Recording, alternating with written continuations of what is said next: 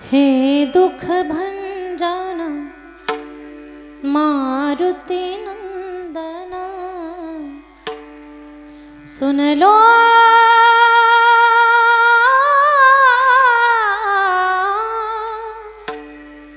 सुन लो मेरी पुकार, पवन सुत बिनती बारंबार, पवन सुत बिनती बारंबार, पवन सुत बिनती बारंबार, पवन सुत बिनती बारंबार।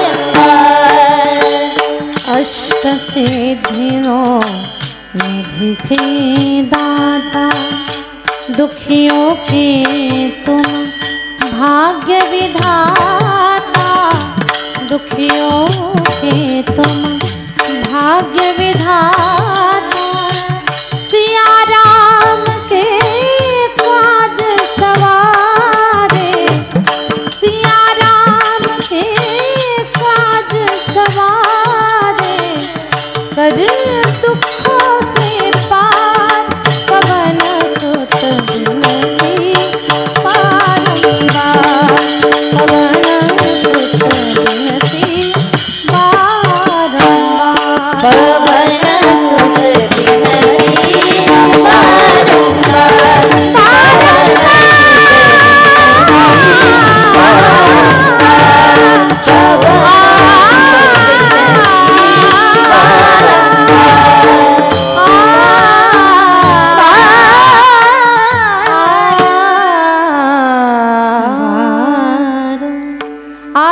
अभिनव वाग्विलासिनी, जे चातुर्यार्थ कला कामिनी, ते श्री शारदा विश्वमोहिनी नमिली मिया, जयांची केली स्मरण होय सकळ विद्येचे अधिकरण, तीच वंदू श्री चरण श्री गुरूंचे नमस्कारून आता विठाला विठाला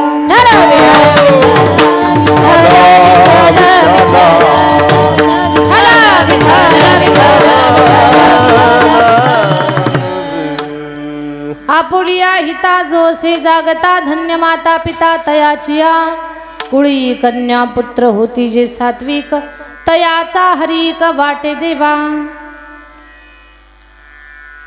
प्रस्तुत कीर्तन रूपी सेवेसाठी निवडलेला अभंग, महान भगवत भक्त श्रीमंत संत वैराग्याची महामूर्ती, वैराग्याचं ज्वलंत प्रतीक असणारे, सदेह वैकुंठाला जाणारे, पाचव्या वेदाचे निर्माते, विश्ववंद्य जगद्गुरु तुकोबराया, तुकोबरायांचा चार चरणाचा, आपल्या परिवारामध्ये आपल्या घराण्यामध्ये एखादा मुलगा किंवा मुलगी कोणी जन्माला येऊ दे, कर्तृत्ववान भाग्यवान यशस्वी जीवन ज्याचं आहे, अशा यशस्वी व्यक्तिमत्वाचं, व ते स्त्री असेल अथवा पुरुष असेल, त्यांच्यामुळे कुळाला धन्यता, आईवडिलांना धन्यता, त्यांचं कौतुक जगाच्या मालकाला होतंय नवल नाही, संतांना सुद्धा वाटतंय की तुका म्हणे मज घडू त्यांची सेवा। एका चांगल्या व्यक्तीचं कौतुक कुणाकुणाला असतं, चांगल्या व्यक्तीचं महिमान किती मोठं असतं, अशा महत्त्वाच्या गोष्टीचं चिंतन करणारा अभंग आज पुण्यश्लोक अहिल्यादेवीबाई होळकर यांच्या जयंती निमित्तानं इथे एक दिवसीय भव्य असा कीर्तन उत्सव महोत्सव, आणि त्या निमित्तानं इथे तुकोबरायांचा अभंग सेवेसाठी निवडलेला आहे। विठ्ठल विठ्ठल विठ्ठल विठ्ठल विठ्ठल महाराजांच्या अभंगाकडे वळण्यापूर्वी अल्पसा परिहार द्यायचा असा, आपल्या पडेगाव नगरीमध्ये पुण्यश्लोक अहिल्यादेवी बाईंचा जयंतीचा उत्सव जो आहे तो कीर्तनाच्या माध्यमातून साजरा झाला पाहिजे। जयंती ही केवळ महाराष्ट्रभर नाही तर भारतभर साजरी केली जाते। मग आपल्या पडेगावनं मागे न राहता सगळ्या गावांना एकत्र यावं आणि गावकऱ्यांनी मिळून देवींच्या जयंतीचा हा कार्यक्रम भव्य स्वरूपामध्ये साजरा करावा, त्याच्यासाठी कीर्तनाचं आयोजन करावं आणि मग आपण सर्व ग्रामस्थ मंडळीने एकत्रित येऊन भव्य अशा कार्यक्रमाचं नियोजन केलं आणि ही सेवा आपण सर्वांनी माझ्याकडे सुपूर्द केली। ही सेवा मी स्वीकारावी याच्यासाठी श्रीमान मुंजाजी यशवंतराव शिंदे आमच्या मुंजाजी भाऊंनी मला फोनवरती संपर्क केला। बरेच दिवस अगोदरपासून ही सेवा माझ्याकडे दिलेली आहे। ही सेवा माझ्याकडे यावी याच्यासाठी मुंजाजी भाऊंनी आमच्या समोर बसलेले आम्ही ज्यांना आमचे छोटे भाऊ म्हणतो असे निळकंठ भाऊ काष्टे त्यांच्याकडे संपर्क केला आणि त्यांच्याकडे संपर्क करून मग माझ्याशी संपर्क आणि ही सेवा मी माझ्याकडे स्वीकारली। तर आपल्या सगळ्यांच्या मध्ये इथे आपण ईश्वरी चिंतन पाहणार आहोत। एका दिवसाच्या कार्यक्रमासाठी खूप चांगल्या पद्धतीने नियोजन केलं आणि सर्व टाळकरी मंडळी, छोटे छोटे वारकरी आहेत, छोटे टाळकरी आहेत, ज्येष्ठ आहेत, सर्व ग्रामस्थ मंडळी आहेत, परिसरातून पंचक्रोशीतून आलेले भाविक जण आहेत, आपल्या प्रभागातून गावातील काही भजनी मंडळ परिसरातून आलेले वारकरी आणि महाराष्ट्रभरामध्ये ज्यांचा आवाज घुमतो महिला गायिकेमध्ये ज्यांच्या गाण्याला लाईक केलं जातं, यूट्यूबवरती जास्तीत जास्त ज्यांचं गाणं लोक निवडतात, ज्यांच्या आवाजाची गुढी पूर्ण महाराष्ट्राला आहे, अशा आमच्या वैष्णवीताई करांडे यांच्यासाठी एकदा टाळी झाली पाहिजे। इकडे माझ्या दोन विद्यार्थिनी भक्तिताई, खूप सुंदर गायन आहे, तुम्ही आवाजही ऐकलेला आहे। आमच्या भक्तिताईसाठी ज्ञानेश्वरीताईसाठी सुद्धा टाळी होऊ द्या। आणि अप्रतिम मृदंग वादन, शब्द नाहीत माझ्याकडे, कृष्णा महाराज काय वाजवलंय, जणू काय पाऊस पडावा एवढं सुंदर वाजवलं। आमच्या कृष्णा महाराजांसाठी जरा पावसासारखी टाळी होऊ द्या जरा जोरात, फार सुंदर, खूप चांगल्या प्रकारची साऊंड सिस्टीम आहे, पवित्र वातावरण आहे। आपल्या गावचे देवा आहेत, त्याचबरोबर महिला माता वर्ग, पुरुष वर्ग, आबाल वृद्ध मंडळी, आमच्या निळकंठ भाऊचं इथे स्वरगुंजन वारकरी यूट्यूब चॅनल आहे आणि समोर असलेले तर विनेकरी आहेत। अतिशय गोड नियोजन आहे।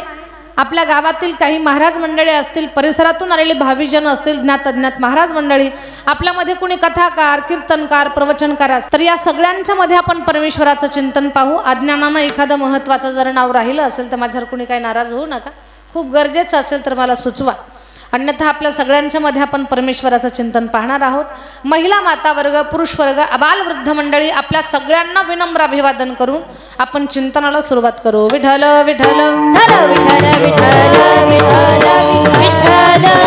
विठ्ठल विठ्ठल विठ्ठल। फार महत्त्वाची आणि मोलाची गोष्ट आज मी या कीर्तनाच्या माध्यमातून तुम्हाला सांगणार आहे। अगोदर अभंगाचा अर्थ लक्षात घ्या। आपुलिया हिता जो असे जागता, जो हिताच्या ठिकाणी जागा आहे, धन्य माता पिता तयाचिया, त्यांचे आई वडील धन्य आहेत। जो व्यक्ती स्वतःच्या हिताच्या ठिकाणी जागा आहे त्या व्यक्तीबद्दल बोललंय। कुळी कन्या पुत्र होती जय सात्विक, तयाचा हरिक वाटे देवा। चांगल्या लेकराचा आनंद माई बापाला होतो नवल नाही, चांगल्या लेकराचं कौतुक जगाच्या मालकाला वाटतंय। लेकरू चांगलं आहे, संतान चांगली आहे, हे कशावरनं ठरवायचं? गीता भागवत करीती श्रवण, जे गीता आणि भागवताचं श्रवण करतात, अखंड चिंतन विठोबाचे, अखंड पांडुरंग परमात्माचं चिंतन करतात, हे चांगुलपणाचं लक्षण आहे। आणि शेवटी सांगितलंय, जे गीता भागवताचं श्रवण करतात, पांडुरंग परमात्माचं चिंतन करतात, विश्वाच्या मालकाला ज्यांचं कौतुक आहे, ज्यांच्यामुळे घराण्याचं नाव मोठं झालेलं आहे, अशांची सेवा आम्हाला घडू दे। तुका म्हणे मज घडो त्यांची सेवा, तरी माझ्या दैवा पार नाही। हा या अभंगाचा अर्थ झाला। आता याचा आपण विस्तार करू। विठ्ठल विठ्ठल विठ्ठल विठ्ठल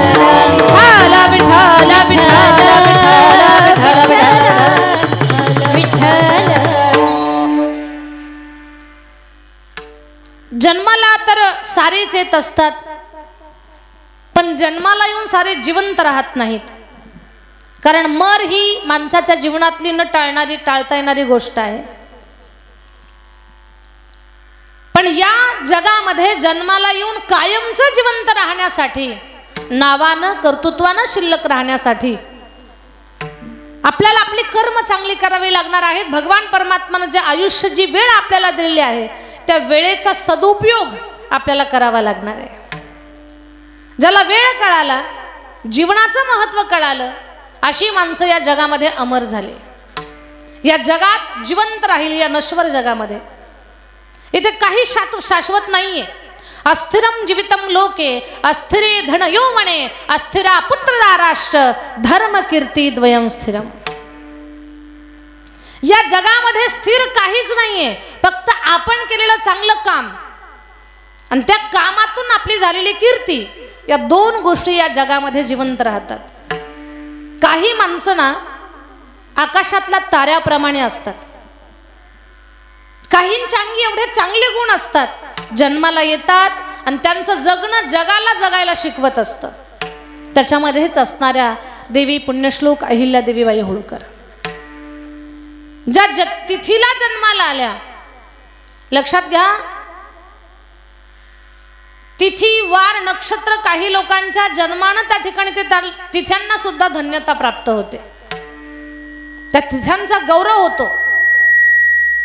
देवीजींचा जन्म झाला आणि भारतभर त्यांच्या कर्तृत्वानं त्यांची जयंती साजरी होऊ लागली.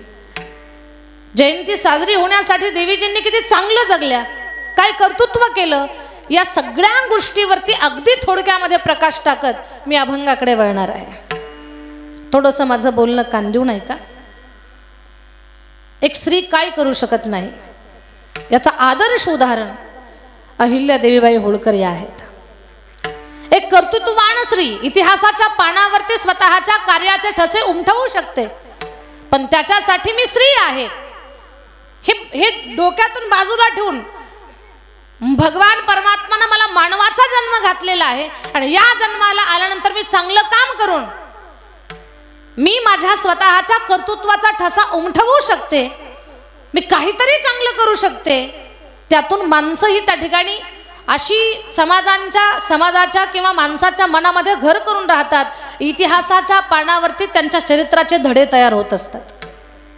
त्याच्यामध्ये देवी जी आहेत अहिल्यादेवीबाई होळकर, सर्वसामान्य तसा जर विचार केला आपण सगळ्यांनी, जन्माला कुठे यायचं ही गोष्ट तुमच्या माझ्या हातात नाहीये. जन्माला कुठे यायचं आपण ही गोष्ट तुमच्या माझ्या हातामध्ये नाहीये, पण जिथे आपण जन्माला आलो तिथून आपण स्वतःचं कर्तृत्व सिद्ध करून स्वतःला सिद्ध करण्याची संधी आपल्याकडे आहे, किंवा ती गोष्ट आपण करू शकतो. धनगर परिवारामध्ये देवीजींचा जन्म झाला, पण दिल्लीच्या तख्तावर त्यांनी राज्य गाजवलंय. एक स्त्री आहे, एक मुलगी आहे असा भाव त्यांच्या मनामध्ये कधीच नाही. एक खूप मोठी जबाबदारी माझ्यावरती आहे आणि ती जबाबदारी मला पार पाडायची, या भूमिकेत त्या जगत राहिल्या. अडचणीनं परेशान झालेली लोक, अडचणीनं समस्येनं गांजलेली लोक, की जिथे त्यांना स्वतःचं जगणं कठीण होतं, अशी माणसं म्हणतात माझ्या जीवनात जर हजारो अडचणी असतील तर मी काय जगणार आहे, माझ्या जगण्याला काय अर्थ आहे, माझ्या जीवनाला काही अर्थ नाही. पण जरा अहिल्यादेवींच्या पूर्ण चरित्राचा अभ्यास करा. त्यांच्या जीवनामध्ये कुठे तुम्हाला त्यांच्या मनासारखं काहीतरी घडलेलं दिसतंय का? त्यांच्या चरित्रामध्ये कुठे सुख त्यांना मिळालेलं दिसतंय का? सगळी माणसं माझ्या समोर बसलेली आहेत. चेहरा एवढा गुलाबाच्या फुलासारखा प्रसन्न ठेवा, तुमच्या चेहऱ्यावर प्रश्नचिन्ह राहू देऊ नका, जणू काही भारत पाकिस्तानचा प्रश्न आपल्यालाच आहे असे बसू नका. मला मान्य आहे की गावात घटना घडली, पण आता त्या गोष्टीला थोडंसं थांबून आपण चिंतन इथे 2 तासाचं पार पाडणार आहोत. थोडंसं कीर्तनामध्ये तुम्ही एकाग्र होणं फार गरजेचं आहे. जीवनामध्ये अडचणी काय असतात आणि अडचणीवरती मात काय करावी लागते, या दोन्ही गोष्टी जर कोण शिकवत असेल तर अहिल्यादेवींचं चरित्र आपल्याला शिकवतंय. आणि त्यातून माणूस घडतो दादा. ज्याच्या जीवनामध्ये काही अडचणच नाही, त्याच्या जगण्याला आणि त्याच्या जीवनाला काय अर्थ आहे? अडचणच नसेल तर त्या माणसाच्या जीवनाला काही महत्त्व नाही. संघर्षाशिवाय माणसाच्या जीवनाला सौंदर्य प्राप्त होत नाही. जीवनामध्ये संघर्षच असावा. फुकट मिळालं ना त्याचं महत्त्वही नाही, त्याची किंमतही नाही. जीवनामध्ये संघर्ष असावा, अडचणी असाव्यात आणि अडचणीतून माणूस घडत जात असतो. अहिल्यादेवींचं जीवन एवढं सुंदर, एवढं पवित्र आहे. अहमदनगर, महाराष्ट्रातल्या अहमदनगर जिल्ह्यामध्ये चौंडी या गावी एक चांगल्या घरामध्ये ज्यांचा जन्म झाला, की जे घर सुसंस्कारित होतं, ज्या घरामध्ये आध्यात्मिक विचार होते, ज्या घरामध्ये सेवा करण्याची वृत्ती होती, अशा छान अशा घरामध्ये त्यांचा जन्म झाला. आणि होळकर घराण्याची ज्या महाराणी बनल्या, काय त्यांचं प्रारब्ध म्हणावं लागेल, काय त्यांचं पुण्य म्हणावं लागेल, की त्यांना एक काहीतरी चांगलं काम करण्याची संधी प्राप्त झाली, तेही चांगल्या जागेवरती जाऊन. आणि एक गोष्ट लक्षात ठेवा माझ्या माईबापांनो, सज्जनांनो, कान देऊ नये का, अहिल्या देवीजींचं जीवन आज आपल्याला वाटतंय त्या राजमाता राष्ट्रमाता आहेत, पुण्यश्लोक आहेत, पण हे सगळं सहज मिळालेलं नाही. हे दिसायला जेवढं चांगलं आहे त्याच्या पाठीमागचा संघर्ष फार मोठा आहे. अहिल्या देवीजींचं जे जीवन होतं ते एवढं सोपं नव्हतं, खूप त्यांच्या जीवनामध्ये संघर्ष. कांदेव नाही का, लहानपणी लग्न झालं, लग्न झाल्यानंतर होळकर घराण्याची त्या महाराणी बनल्या. होळकर घराण्याची महाराणी बनलेल्या आहेत, पण अगदी कमी काळामध्ये त्यांच्या पतीचा मृत्यू झाला. त्याही सती जायला निघाल्या. जीवनामध्ये त्यांच्या अडचणी किती आहेत पहा. सती जायला निघाल्या त्यावेळेला त्यांना थांबवलं त्यांच्या सासऱ्यानं, थांबा, कारण त्यांच्यामध्ये असे काही विशेष गुण होते समाजाला सांभाळण्याचे, राज्यकारभार चालवण्याचे, अंतःकरणामध्ये भरलेली दया, आध्यात्मिक भाव, या सगळ्या गोष्टींचा अभ्यास केला आणि त्यांच्या लक्षात आलं ही जी मुलगी आहे, ही जी आपली सून आहे, ही रत्नाची खाण आहे. मग त्यांना सती जाऊ दिलं नाही. आणि सती जाऊ दिलं नाही, अहिल्या देवी आपल्या सासऱ्यांच्या सोबत राज्यकारभारामध्ये मदत करतायत. पण प्रारब्ध एवढं कठीण, पतीच्या मृत्यूनंतर 12 वर्षानं सासऱ्याचा मृत्यू झाला. डोक्यावरचं सासऱ्याचं छत्र हरवलं, कपाळावरचं कुंकू पुसलं गेलं, काळजाचा तुकडा तोही माती आड गेला, होता जावाई आधार तो सुद्धा संपला. आता एका स्त्रीच्या जीवनामध्ये एवढ्या अडचणी असतील तर त्या स्त्रीनं जगायचं कसं. बहरलेला वृक्ष तर दिसतोय, पण त्याचं एक एक जर मूळ जर छाटत जात असेल, तुटत जात असेल, तर त्या वृक्षाची अवस्था काय असेल. तसं अहिल्या देवींचं जीवन.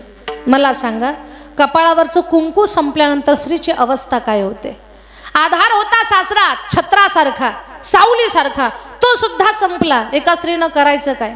काळजाचा तुकडा पुत्र, तो मुलगा, तो सुद्धा माती आड गेला. त्या आईचं अंतकरण काय. जावयाचा आधार होता तो सुद्धा संपला. त्या स्त्रीनं जगायचं कसं. त्या दिवशी अहिल्या देवींनी स्वतःच्या अंतकरणाला समजावून सांगितलं, देवी, तुमचं जीवन तुमच्यासाठी नाही, तुमचं जीवन या गोर गरीब भोळ्या भाबड्या लोकांच्या जीवनाला सुखी बनवण्यासाठी आहे. तुमचं जीवन तुम्हाला सुखात जगण्यासाठी नाही. आता तुम्ही तुमचं सुख तुमच्यामध्ये पाहायचं नाही, तर तुम्ही तुमचं सुख या जनतेच्या सेवेमध्ये पाहायचं. हे जेवढे सुखात समाधानानं राहतील तेवढी तुम्ही सुखी राहणार, तुमचं मन आनंदी राहणार. अहिल्या देवींनी पूर्ण स्वतःचं जीवन सेवेमध्ये वाहून घेतलं आणि त्यांचा पिंड एवढा पवित्र होता. भगवान शंकराच्या उपासक होत्या. भारत देशामध्ये कुठल्याही शिवमंदिरामध्ये जा, 12 ज्योतिर्लिंगापैकी, तर प्रत्येक ज्योतिर्लिंगाचं जे मंदिर आहे, शिवमंदिर, त्या मंदिराच्या जीर्णोद्धाराच्या यादीमध्ये, जीर्णोद्धार करणाऱ्या महाराज लोकांच्या यादीमध्ये एका स्त्रीराजाचं, श्री राज्ञीचं नाव आपल्याला पाहायला मिळतं. त्यांचं नाव अहिल्यादेवी होळकर. आपल्याजवळ परळी वैद्यनाथ आहे. परळी वैद्यनाथला जा, त्या मंदिराच्या बाहेर देवीजींचा पुतळा आहे, अहिल्या देवींचा. का, त्या मंदिराच्या जीर्णोद्धाराचं काम अहिल्या देवींनी केलेलं आहे. मग तुम्ही इतर कुठल्याही शिवमंदिरामध्ये जा, औंढ्याच्या नागनाथला जा, अगदी भारतातले जेवढे ज्योतिर्लिंग आहेत तर त्या सर्व ज्योतिर्लिंगाच्या जीर्णोद्धारामध्ये अहिल्या देवींचं नाव फार अग्रेसर आहे किंवा खूप चांगल्या पद्धतीने घेतलं जातं. एवढ्या मोठ्या शिवभक्त होत्या त्या. भगवान शंकराची पूजा जोपर्यंत होत नाही तोपर्यंत गळ्याच्या खाली पाणी सुद्धा उतरत नव्हतं. पडेगाव, आपल्याला फक्त वाटतं की आपलं जीवन चांगलं झालं पाहिजे, देवहाऱ्याचं तोंड सुद्धा लवकर आपल्याला आठवणीत येत नाही. देवांच्या मूर्त्या बाजूलाच ठेवा, पण देवघर आपलं कसं आहे, कोणत्या दिशेला आहे, असं अचानक विचारलं ना तर तुम्हाला सांगता सुद्धा येणार नाही. मालवा प्रांताची महाराणी इंदोरमध्ये राहून ज्यांनी शासन केलं अशा अहिल्यादेवी पूर्ण राज्यकारभार पार पाडतायत, तरी पण एवढ्या मोठ्या शिवभक्त आहेत, गळ्याच्या खाली पाण्याचा थेंब सुद्धा उतरत नव्हता जोपर्यंत शंकराची पूजा होत नव्हती तोपर्यंत. आणि त्यांच्या काळामध्ये जे नाणे होते त्या नाण्यावरती बेलपत्राचा छापा, शंकराच्या पिंडीचा छापा, त्यांनी जे काही असे पत्र लिहायचे ना राजदरबारातले पत्र, तर त्या पत्रामध्ये काही हुकमतीमध्ये त्यांनी कधी स्वतःची सही केली नाही, तर त्यांची ती सही फक्त भगवान शंकराचं नाव असायचं. एवढ्या मोठ्या त्या शिवभक्त होत्या. त्यांच्या जीवनात अडचणी आल्या किंवा त्यांचं जीवन अडचणीनं भरलं म्हणून कधीच त्या स्वतःच्या जीवनामध्ये हार मानून राहिलं नाही. संघर्ष त्यांच्या वाट्याला येत राहिला आणि संघर्षाला तोंड देत राहिल्या म्हणून त्यांच्या नावाचा इतिहास घडत राहिला. माझ्या दादांनो, इतिहास असाच घडत नसतो.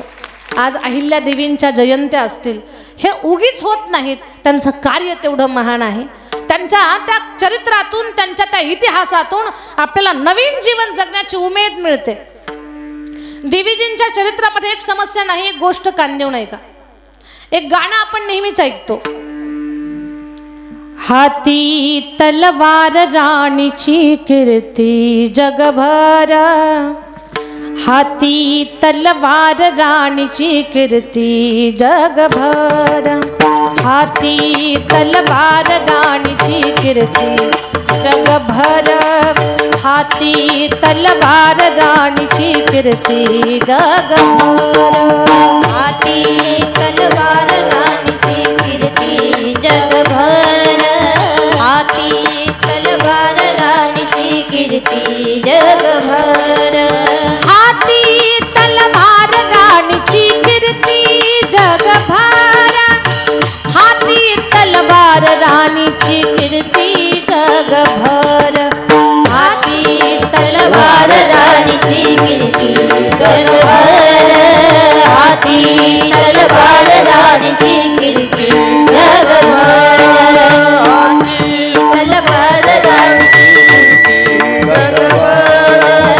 हाती तलवार राणीची कीर्ती जगभर. हे गाणं तुम्ही कधीतरी ऐकलं असेल अहिल्यादेवींचं, पण राणी साहेबांची कीर्ती झाली कशी ती कांदेव नाही का.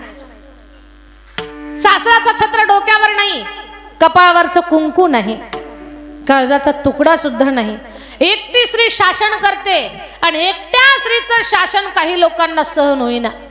एक बाई सत्ता गाजवते, ही गोष्ट सहन होईना. पेशवाईनं ठरवलं या बाईच्या राज्यावर आक्रमण करू आणि सारं राज्य हडप करून घेऊ. राणे साहेबांच्या कानावर ही गोष्ट आली की आता आपल्या राज्यावरती यांचा डोळा आहे. एवढा बुद्धिमान होत्या त्या, एवढी त्यांची बुद्धी तल्लख होती. लक्षात घ्या, माणसाची बुद्धी तल्लख कधी राहते, जी माणसं सात्विक विचाराचे ध्येयवेडी असतात ना त्यांची बुद्धी तल्लख असते. ज्यांच्या बुद्धीमध्ये कुठला विषय आणि विकृती नसते त्या माणसाची बुद्धी ही चंचल असते किंवा फार तल्लख असते. राणी साहेबांच्या लक्षात आलं आपल्या राज्यावरती आता हे राणी साहेबांनी फक्त एक पत्र, आणि त्या पत्रात त्यांनी लिहिलं होतं, पेशवाई तुम्ही आमच्यावरती आक्रमण करणार आहात, काही हरकत नाही, आम्ही सुद्धा तुमच्यासोबत युद्ध करायला तयार आहोत. एक स्त्री काय म्हणते, घाबरल्या नाही त्या, किती धाडस आहे त्यांच्यामध्ये की आम्ही सुद्धा तुमच्यासोबत युद्ध करायला तयार आहोत. पण ही गोष्ट कान देऊन लक्षात घ्या, माझ्यासोबत 5000 महिला सैनिकांची फौज आहे, माझ्यासोबत नारी सेना आहे, नारी सेना 5000 महिला सैनिकांची फौज आहे. तुमची लढाई महिलांच्या फौजेसोबत होणार आहे. या लढाईमध्ये तुम्ही जिंकलात तर असं काही तुमचं विशेष कौतुक होणार नाही का, कुणाला हरवलं, बायांना हरवलं असं म्हणतील तुम्हाला. कुठे काय तुमच्या गळ्यामध्ये सत्काराचे हार घालणार नाहीत, महिलांना हरून असं काय तुम्ही शौर्य गाजवणार नाहीत. पण यदा कदाचित कर्म धर्म संयोगानं जर तुम्ही या लढाईमध्ये हारल्या गेलात तर सारं जग तुम्हाला नाव ठेवलं, अरे कोणी हरवलं, बायांनी हरवलं. तुम्हाला दाखवायला तोंड सुद्धा राहणार नाही, कप भर पाण्यामध्ये जीव द्यायची वेळ येईल तुम्हाला. याचा विचार करा आणि नंतरच लढाईसाठी समोर या. एका पत्रात तर समोरचा व्यक्ती गार झाला. परत त्यानं पत्र पाठवलं, राणी साहेब, आम्ही तुमच्या राज्यावर आक्रमण करण्यासाठी नाही, भाऊबीजेसाठी येणार आहोत. तुमच्या राज्याला सांभाळण्याची जबाबदारी आमच्यावर आहे. तुमच्या राज्याकडे कोणी वाईट नजरेनं पाहणार सुद्धा नाही. विचार करा, राणी साहेबांच्या बुद्धिमत्तेची म्हणजे अंदाज सुद्धा, ह्या सगळ्या गोष्टी आपण अभ्यास करण्यासारख्या आहेत, विचार करण्यासारख्या आहेत. एवढ्या बुद्धिमान आहेत आणि न्यायप्रिय तर एवढ्या होत्या. जसा छत्रपती शिवरायांचा न्याय होता ना, की दरबारामध्ये स्वतःचं लेकरू सुद्धा उभं केलं शिवरायांनी, अगदी तशाच अहिल्यादेवी एवढ्या न्यायप्रिय होत्या की त्यांच्या त्या न्यायदानापुढे जवळचं लांबचं परख आपलं असा भेदभाव नव्हता. खूप काही गोष्टी त्यांच्याकडून शिकण्यासारख्या आहेत. इंदोरमध्ये राहतायत त्या, आणि इंदोरमध्ये राहत असताना इंदोरच्या एका गल्लीतून भरलेला बाजार होता. त्या बाजारातून देवीजींचे सुपुत्र निघाले. देवीजींचे चिरंजीव निघाले. मुलगा चाललेला रथामध्ये बसून, पण त्यांच्या रथाला एका वासराची, त्यांच्या रथाची धडक एका वासराला बसली आणि ते वासरू जागेवर मेलं. ते जागेवर वासरू मेलेलं आहे.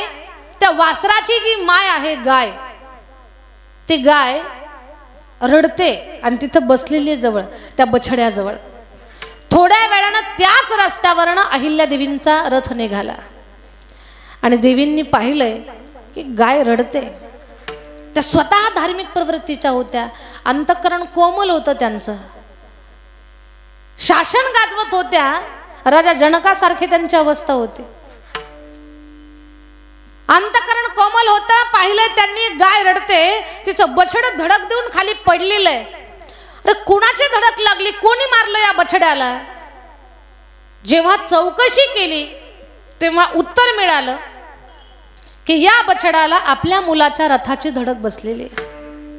आणि देवींनी विचार केला, आपलं लेकरू जर आज बछड्याचा विचार करत नसेल तर या राज्याचं भविष्य काय? माझा मुलगा असेल अथवा आणखी कोणी असेल, शासन तर सगळ्यांना झालंच पाहिजे, न्याय सगळ्यांना मिळाला पाहिजे. ही गाय आज मला बोलू शकत नाही, याचा अर्थ हिला आपण न्याय द्यायचा नाही असं नाही. जेव्हा कळालं आपल्या मुलाकडनं ही चूक झाली, तेव्हा अहिल्यादेवींनी त्यांच्या सुनबाईला विचारलंय, जर एखाद्या आईचं लेकरू एखाद्या व्यक्तीनं मारलं असेल, त्याला आईपासून दूर गेलं असेल, ते त्याला मारलं असेल, तर त्या व्यक्तीला शिक्षा काय दिली पाहिजे? तेव्हा देवींच्या सुनबाईनं सांगितलं, ते बछडं असेल, ते लेकरू असेल, आईपासून दूर गेलेलं, मारलेलं, तशीच शिक्षा त्या व्यक्तीला मिळाली पाहिजे. देवीने सांगितलं, एका गायीचं बछडं तुझ्या पतीकडून मरण पावलंय, मग आता तू जी शिक्षा सांगितली ती मी त्याला देणार आहे. त्या किती न्यायप्रिय आहेत, कान देऊ नाही का? सारा दरबार जमा झाला, सारा समाज जमा झाला. सगळेजण देवीजींना विनंती करतात, देवीजी असं करू नका, तुमचा एकुलता एक काळजाचा तुकडा आहे, दंड असा देऊ नका, एवढा कठोर दंड देऊ नका. देवीजी म्हणतात, इथे जर दुसरं एखादा गोरगरिबाचं लेकरू असताना हा जर न्याय मिळाला असता तर मला तो पूर्ण करावा लागला असता. आज माझं लेकरू आहे म्हणून मी न्यायदानामध्ये बदल करणार नाही. जी शिक्षा ठरलेली ती ठरलेली, मी शिक्षा देणार आहे. असंच रथामध्ये बसून माझ्या पोराला धडक बसली पाहिजे, या गाईच्या बछड्याला धडक बसली ना, तशी धडक बसली पाहिजे. धडक बसायचं लांब जाऊ द्या, समाजाच्या काळजाला धडक बसायला लागली. लोक घाबरली, हादरली, विचारात पडली, करावं काय, कसं समजावून सांगा, देवींना कसं समजावून सांगावं हे सुचेना. बरीच लोक म्हणत होती, नका असं करू नका. देवींनी आदेश दिला की रथामध्ये बसून रथ चालवा, समोर माझा मुलगा उभा आहे. पण त्या रथावर बसायला कोणी तयार होईना. पण ऐका, देवीजी स्वतः रथावरती बसल्या आणि रथ हाकायला चालू केला. पण त्या स्वतः रथ चालवून लेकराला धडक बसवणार होत्या. कान देऊ नाही का? मेलेलं जे बछडं होतं ना, त्या बछड्याची माय म्हणजे ती गाय त्या रथाला आडवी यायला लागली. म्हणजे गायीला कळालंय ती गाय आडवी येते आणि जणू काही ती गाय सांगते, देवीजी मी माफ करते, नका तुम्ही एवढा कठोर होऊ नका. ती गाय रथाला सारखी सारखी जेव्हा आडवी येते त्यावेळेला लोकांनी सांगितलं, देवीजी आता तुम्ही माता तुम्ही थोड्या शांत व्हा, तुमचा राग शांत करा, कारण ही गाय आडवी येते ना, ही गाय सांगते की एवढा कठोर न्याय करू नका. अहिल्यादेवी शांत झाल्या, त्यांनी निर्णय बदलला आणि त्या गोष्टीपासून त्या थांबल्या. पण जिथे गाय आडवी आडवी येत होती इंदोरमध्ये अजूनही त्या जागेला आडे बाजार म्हणतात. इंदोरमध्ये जी कोणी आपल्यातलं असेल कोणी नसेल हा भाग वेगळा, पण त्या भागाला जिथे गाय आडवी येत होती रथाला तर त्या भागाला आडे बाजार म्हणतात. म्हणजे मला हे सांगायचं काय तुम्हाला याच्यातून की देवी अहिल्यादेवी या न्यायप्रिय होत्या, कोमल अंतःकरणाच्या होत्या, भगवत उपासक होत्या, बुद्धीनं तलक होत्या, सगळ्या गोष्टीमध्ये त्या सर्व गुण संपन्न होत्या. एवढं सगळं जीवनामध्ये संघर्षाला काही कमी नाही, अडचणीला कमी नाही, पण अडचणी आल्या म्हणून त्या कधी थांबल्या नाही, संघर्ष करत राहिल्या. म्हणून आज त्यांची जयंती आपण खूप आदरानं थाटानं साजरी करतोय. त्यांचं चरित्र आपल्या सगळ्यांना प्रेरणा देणारं आहे, जगायला शिकवणारं आहे. ज्या माणसांना वाटतंय ना आता आम्ही आमचं जीवन हरलोय, आमच्या जीवनात काही अर्थ नाही, अशा लोकांना सुद्धा जगण्याची नवीन उमेद देणारं त्यांचं जीवन आहे. अरे माझ्या जीवनात काय अडचणी कमी होत्या का, पण मी थांबले का, हे आपल्याला शिकवतंय अहिल्यादेवींचं चरित्र. विठ्ठल विठ्ठल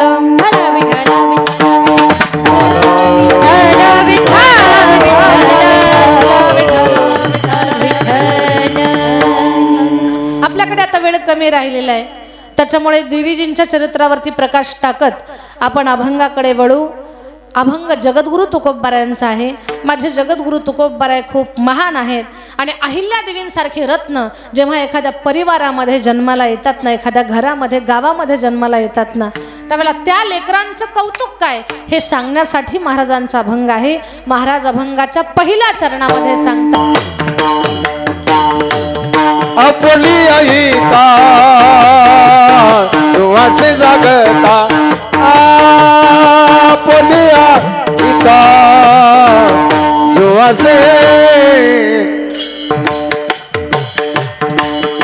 धन्य माता पिता दयाची धन्य रे धन्य धन्य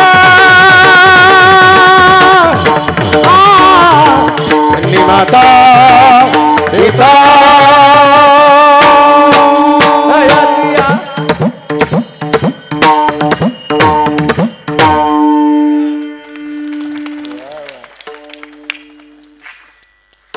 आपुली आहे जो असे कसं संपलं तेच कळालं नाही.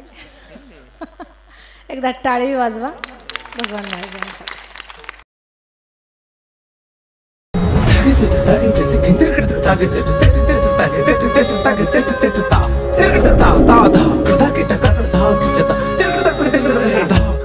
आमच्या स्वरगुंजन वारकरी यूट्यूब चॅनलला लाईक करा, सबस्क्राईब करा आणि बेल आयकॉन दाबायला विसरू नका.